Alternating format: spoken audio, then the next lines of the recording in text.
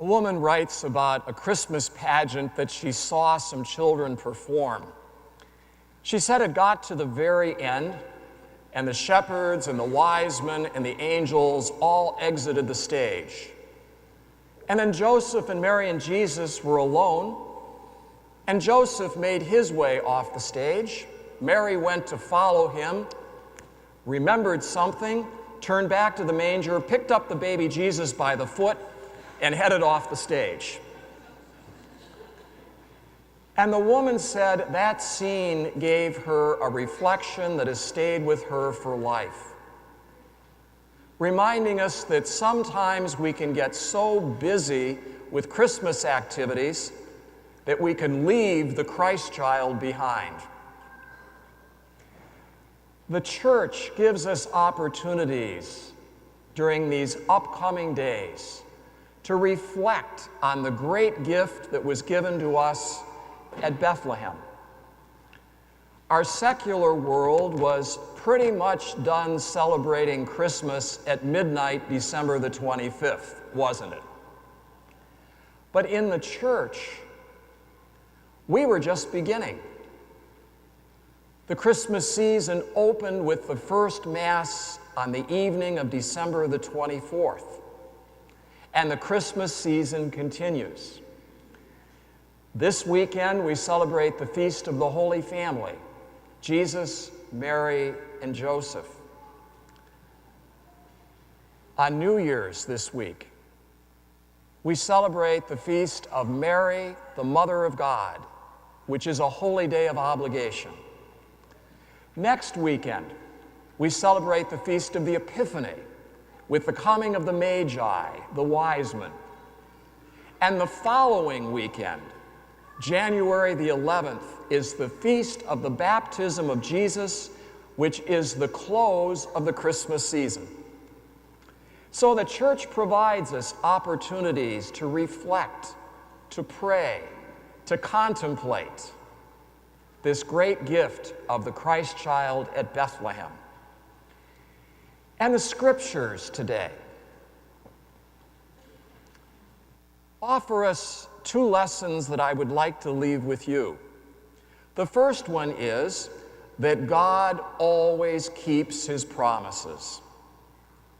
And we find that theme in all of the readings today. In the first reading from the first book of Genesis, and in the Psalm 105, and in the second reading from the letter to the Hebrews, we hear about God being faithful to his promise to Abraham. God had made a promise to Adam and Eve in that same book of the Bible, the book of Genesis, that after they sinned, he would send a Redeemer. And God continued to be faithful. In sending the Redeemer, he made a promise to Abraham that Abraham would be the father of many, many nations. And we heard in those scriptures today how Abraham and his wife Sarah, well, they got up in years and still no children. How was Abraham to be the father of all these descendants, as numerous as the stars in the heavens and the sand at the seashore? But God remembered his promise. And in their old age, they conceived a son, and his name was Isaac. And through Isaac, there was descendant after descendant after descendant, all the way down to the time of the Holy Family. God is faithful to his promises. In the gospel today from Luke, we hear about a man named Simeon, who was just and pious and prayed in the temple. And God made a promise to Simeon. Simeon, you will not die until you have seen the Christ, the Messiah. Now picture this scene, if you would. Here's Simeon, by now an old man, in the temple where he regularly was. And through the front doors of the temple come a young couple with their baby boy. It's Mary and Joseph and Jesus, 40 days after Jesus' birth in Bethlehem.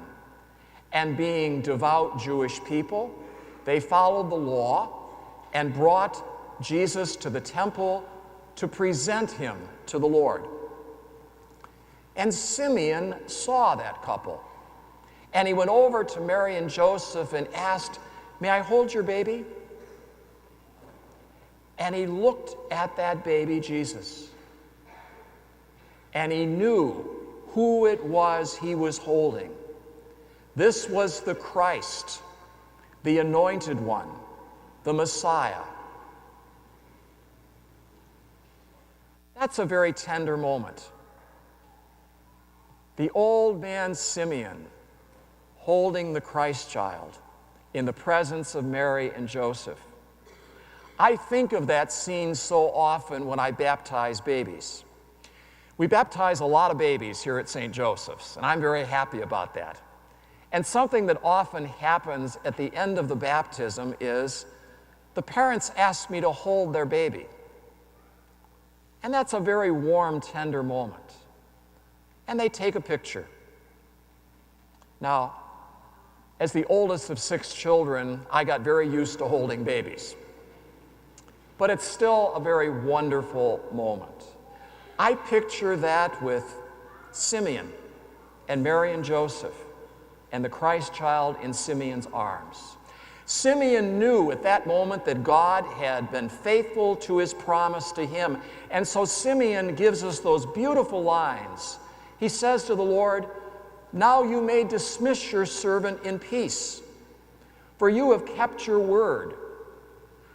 You have prepared salvation for all the nations to see, a light of revelation for the Gentiles and the glory of your people Israel. You may call me home now, Lord. You have kept your promise to me." The Lord keeps his promises. The second lesson then follows. But God does not always promise us a rose garden. Right after Simeon had said that, he looks at Mary and Joseph and blesses them, and then says to Mary, "Your baby, your child is going to be the cause for the fall and the rise of many people in Israel.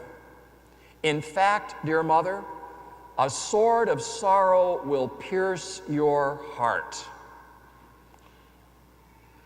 Imagine a priest saying that to you on the day of the baptism of your child. Mary was troubled by that. She didn't know what it meant. But a sword of sorrow will pierce her heart because her son and God's son would be the cause for the rise and fall of many in Israel. God is faithful to his promises, but his promises are not always a rose garden to live in. There were some inmates in a prison that wanted to put on a Christmas pageant. They were very limited in props for the stage. They found a box for the manger. They took a mop apart so that somebody could wear part of that mop as a wig to imitate the Blessed Mother. They had a blanket, but they had no baby Jesus. Some suggested they should just wrap the blanket tightly and imagine the baby Jesus was in it. And others said, "That's not right. That's not the way it's supposed to be." They went to the chaplain, and the chaplain said he had a solution, and he would give it to them in time for the Christmas Eve pageant. Well, the pageant went on, and it came for the moment to unveil the Christ child. In that blanket, though, was not a baby. Rather, it was the crucifix from the chaplain's office. And what a point that made. The very same Christ who was born in Bethlehem is the very same Christ who died upon the cross for us.